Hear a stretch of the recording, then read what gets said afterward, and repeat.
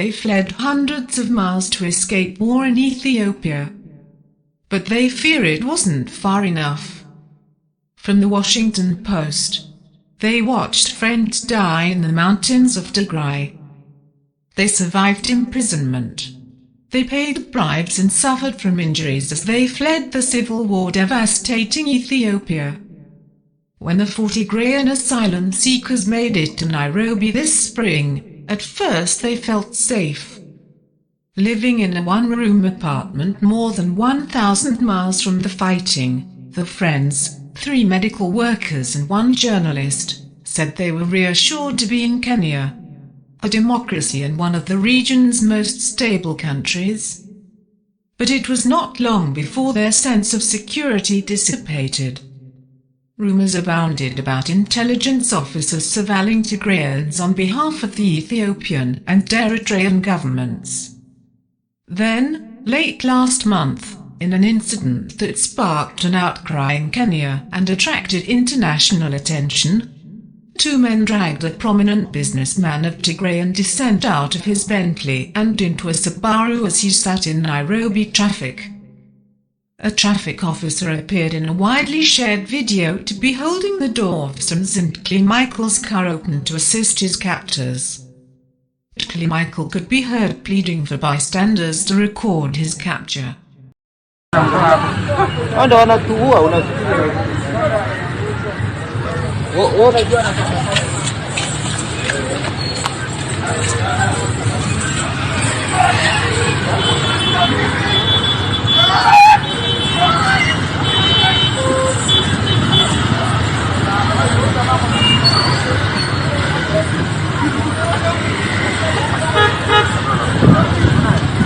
I think ni KRA. Unajua KRA ilisema watakuja watu wanaishi luxurious life. Na wao ni Muislamu. So ndio sipo hapa ni kwa barabara mzee.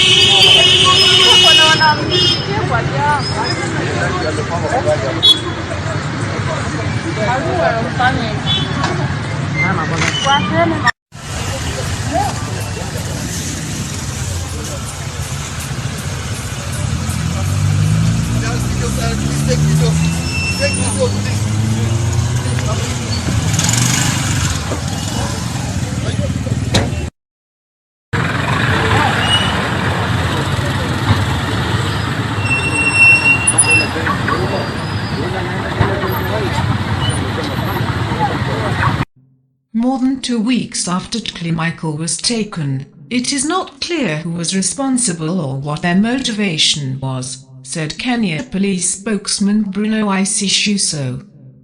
Police are still investigating, he said, and seeking tips from the public.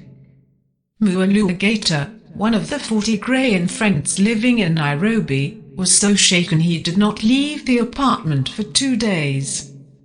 I felt free, he said. But now my hope is lost. For more than a year, Ethiopia has been engulfed in a civil war that has claimed thousands of lives and put hundreds of thousands at risk of famine. The fighting between Ethiopian Prime Minister Abiy Ahmed's government forces and rebels led by the Tigray People's Liberation Front began as a political power struggle and is now increasingly driven by ethnic rivalries. Human rights groups warn that Teklemichael's disappearance is an ominous indicator of the long reach of Abiy, who just 2 years ago won the Nobel Peace Prize. He has referred to leaders of the TPLF, which dominated the country's politics for 3 decades and is resented by many non-Tigrayan Ethiopians, as cancer and weeds. Abiy's spokeswoman Bilan Siam declined to comment for this story. Another government spokesman, Legis Chulu, did not respond to requests for comment. U.S. Special Envoy for the Horn of Africa Jeffrey Feltman said during a news conference that he would look into the alleged abduction, adding that reports of police in Addis Ababa going door-to-door arresting Tigrayans were alarming. The United States, Canada, Denmark, the Netherlands and the United Kingdom on Tuesday condemned reports of mass detentions of Tigrayans by the Ethiopian government, saying arrests without charges likely constitute violations of international law and must cease immediately. The brazen daylight abduction of Mr. Teklemichael on a busy Nairobi street has left many people shaken, said Irung Horton, Executive Director for Amnesty International Kenya. The collapse of the rule of law that we have seen in Addis Ababa, with thousands of Tigrayans being arrested on the streets, that chaos, that lawlessness, must not be allowed to show up in Kenya. Teklemichael's wife, Milan Haliformas Jibo, said in an interview that she had not heard from her husband since he was taken. Fearing for the safety of their 3 children, she pulled them out of school. Rebel advance to within 200 miles of Ethiopia's capital puts the city and wider region on edge. Mualuagato and his 3 friends limit their interactions with new people. When they see other Ethiopians on the street, they wonder if they are spies. Citing security concerns, they spoke on the condition that they be identified only by their second names. The men are part of what analysts say is likely a large network of Tigrayans living illegally in Nairobi, unrecognized by the Kenyan government or UNHCR, the United Nations Refugee Agency. There were only 168 refugees from Tigray officially registered in Kenya in 2020 and 2021, said UNHCR spokeswoman Eugene Bayan, and they have been transferred to Kakuma, one of Kenya's refugee camps. Per the government's policy, the pandemic has contributed to a backlog of processing requests, Bayan said. Ethiopian asylum seekers must come through Kakuma to complete the refugee registration process, said Joseph Gautolo, Kenya's head of refugee status determination. But the men in Nairobi said they worry about their health and safety at Kakuma, where nearly 200,000 people live in often bleak conditions. They believe the thousands of Ethiopians living there could pose a threat. Although spokespeople for UNHCR, Kenya's refugee agency, said they had not heard reports of any attacks targeting Tigrayans at Kakuma.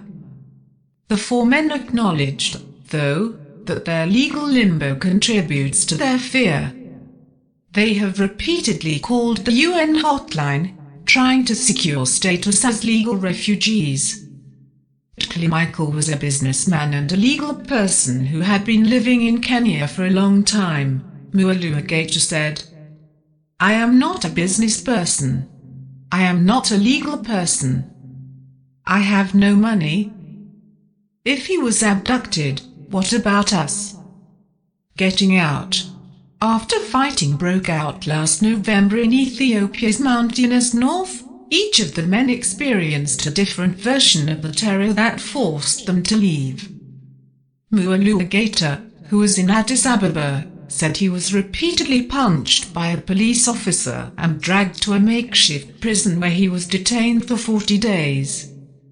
Haile and Karsai, who worked together in the Tigray region's health department, said they watched bombs kill 2 pharmacist colleagues in the hills of Abiadi in December.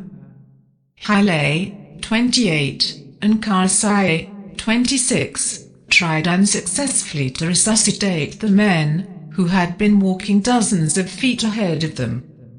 There was no time to bury the bodies, they said, because more bombs were coming. They alleged the bombs were dropped by the Ethiopian government.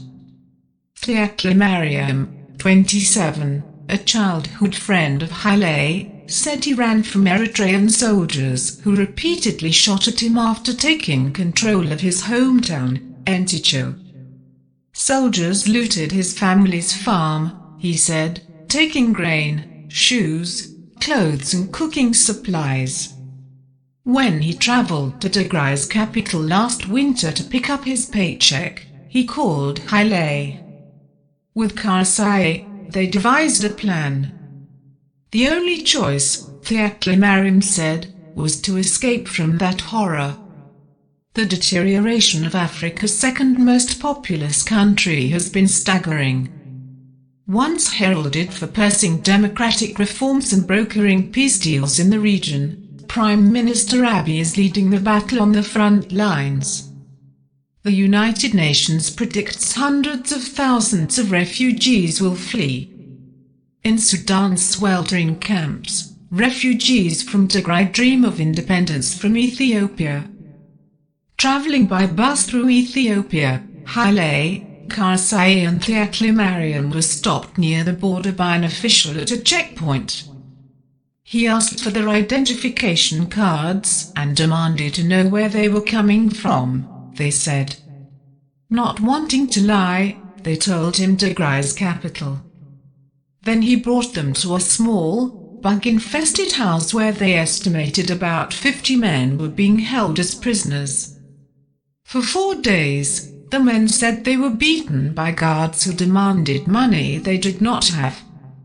Eventually, Haile reached a friend who convinced the officials to release them. With money gathered from friends, they paid smugglers to get them to Nairobi. The nearly 500-mile journey took a week by foot, motorbike and van. They ate only a handful of times, drank water from the river, and traveled mostly at night to avoid detection. At one point, the smugglers insisted they cross a crocodile-infested river. Alligator, who they met on the journey, became like an older brother. When Alligator, 35, fainted in the heat at one point and badly burned his leg while falling off a motorbike at another, they helped care for him. And when Alligator learned his friends in Nairobi had offered to pay for a one-room apartment, he offered to share it. "We are not secure here." Teklemichael walked through Nairobi's bustling streets one October evening, collecting the ingredients needed for dinner. He bought cow meat from the butcher around the corner and injera, a spongy bread that is a staple of Ethiopian cooking, from a woman who enveloped him in a hug. He fist-bumped a gaggle of children on the way out. "Nice Ethiopians," he said, explaining that the family that owned the store was from the Amhara region, which has long had tense relations with Tigray. But they had welcomed him and his friends. Back in the room, the other 3 men were carefully weaving around each other in the corner that served as a kitchen, chopping onions and chili peppers, starting the gas burner on which the meat stew would be cooked and arranging stools and sleeping pads around the makeshift table. Since arriving in March, each has had their own struggles. When the TPLF advanced in November, Teklemichael cheered.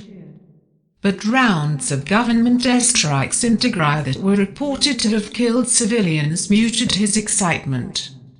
He guessed that any TPLF gains would be followed by retaliatory strikes. He feared for his family, from whom he had not heard in months because of a government communications blackout. "Many Tigrayans are in a blue mood at this moment," said Teklemichael, who said he was too traumatized to watch footage of the strikes. "Many people have become silent. The current situation, the men said, is not sustainable.